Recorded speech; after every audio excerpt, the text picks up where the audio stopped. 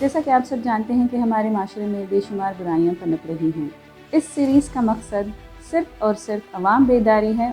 और आज नौजवान नस्ल ऐसी है कि इसके जो गलत उपयोग, गलत जो नहीं करना है, वो सारी चीज़ें इससे करने लगे हैं।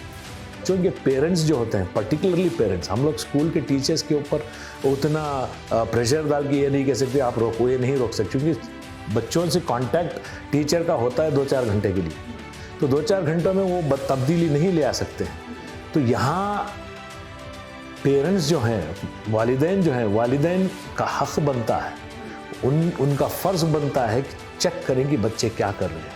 लेकिन सर, इस तरह की पेरेंटिंग को आजकल नए नए टर्मिनोलॉजीज़ दे दिए गए हैं। जैसे अब कोई बाकायदा चेक रखना चाहता है कोई पेरेंट, तो उसको जो है हेलीकॉप्टर पेरेंटिंग कहने लगते हैं। तो इससे पेरेंट्स भी जो है एम्बेरस हो जाते हैं कि इस तरह के वर्ड्स इस्तेमाल होते हैं, तो चलो ये नहीं करते हैं।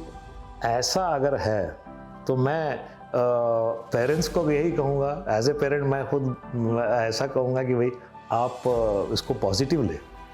हेलीकॉप्टर है, हेलीकॉप्टर छोटी चीज़ थोड़ी, हवा में सबको लेके उड़ती है, तो वो होता है ऐसे। बट सभी के बच्चे ऐसे नहीं बोलते हैं।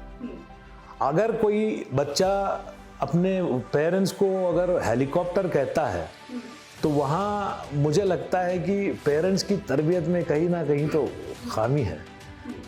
बच्चा अगर पेरेंट को कह रहा है तो बचपन से इन्होंने ठीक से उनकी तरबियत नहीं की है। यही वजह है कि आज बच्चा बड़ा होकर इनको हेलीकॉप्टर कह रहा है।